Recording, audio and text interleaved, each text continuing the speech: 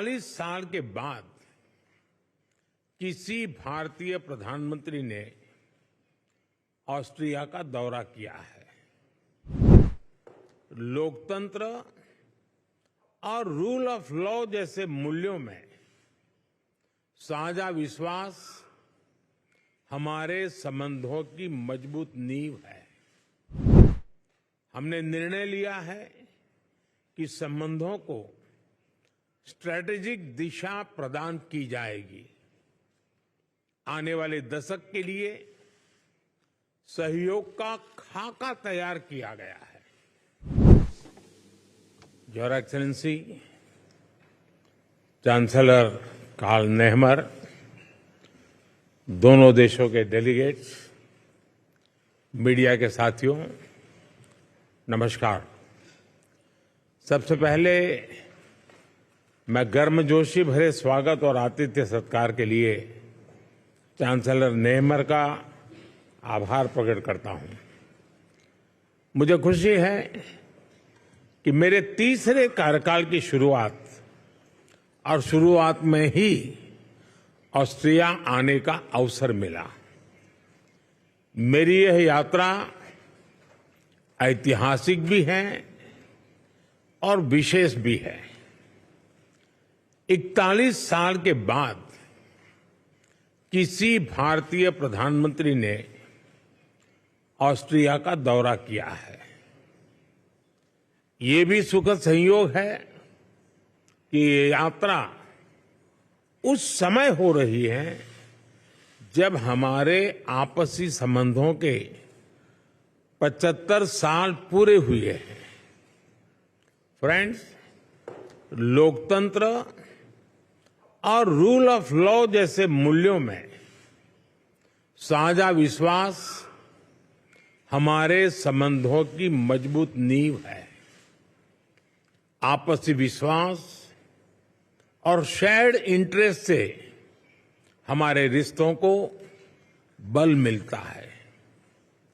आज मेरे और चांसलर नेहमर के बीच बहुत सार्थक बातचीत हुई।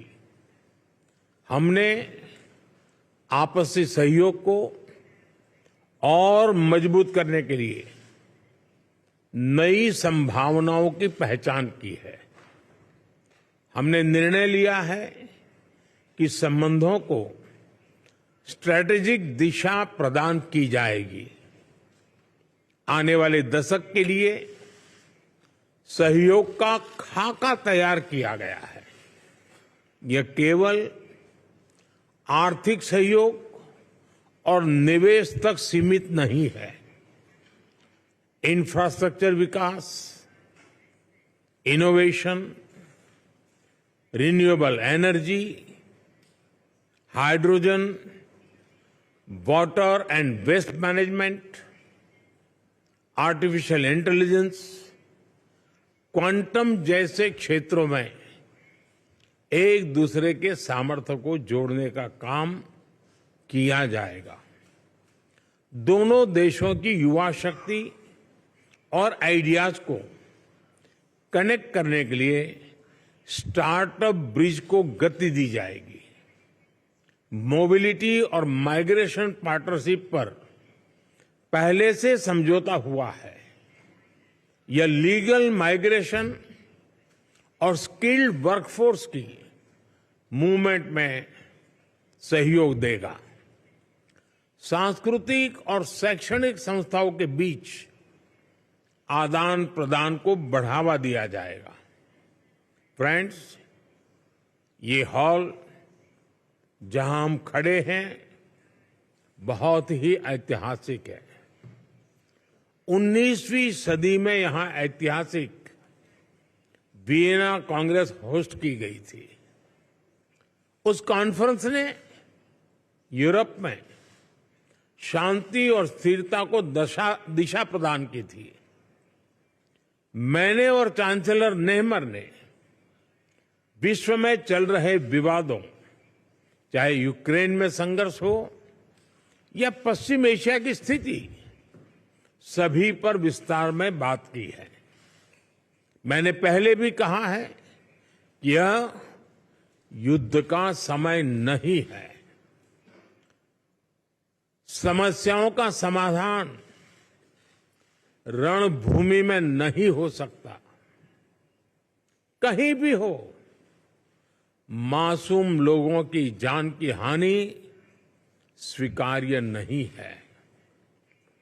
भारत और ऑस्ट्रिया शांति और स्थिरता की जल्द से जल्द बहाली के लिए डायलॉग और डिप्लोमेसी पर बल देते हैं।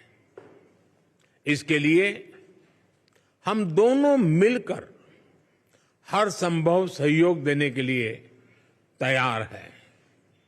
फ्रेंड्स, आज मानवता के सामने क्लाइमेट चेंज और आतंकवाद जैसी चुनौतियों पर भी हमने विचार साझा किए।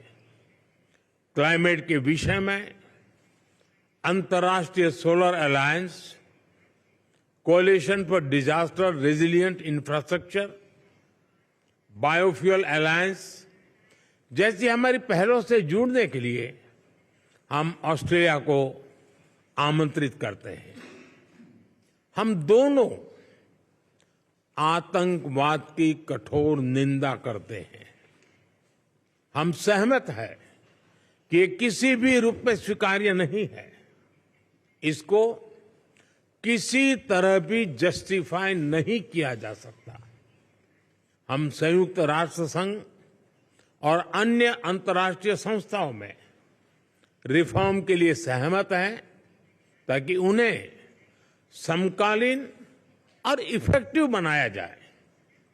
फ्रेंड्स, आने वाले महीनों में ऑस्ट्रिया में चुनाव होंगे। मैं लोकतंत्र की जननी और विश्व के सबसे बड़े लोकतंत्र भारत के लोगों की ओर से चांसलर नेहमर और ऑस्ट्रेलिया के लोगों को अनेक अनेक शुभकामनाएं देता हूं। कुछ देर बाद हम दोनों देशों के सीईओ से मिलेंगे। मुझे ऑस्ट्रिया के माननीय राष्ट्रपति जी से भी मिलने का सौभाग्य मिलेगा। एक बार फिर मैं चांसलर नेहमर के प्रति उनकी मित्रता के लिए आभार प्रकट करता हूं और भारत यात्रा करने के लिए मैं आपको निमंत्रित करता हूं। बहुत बहुत धन्यवाद।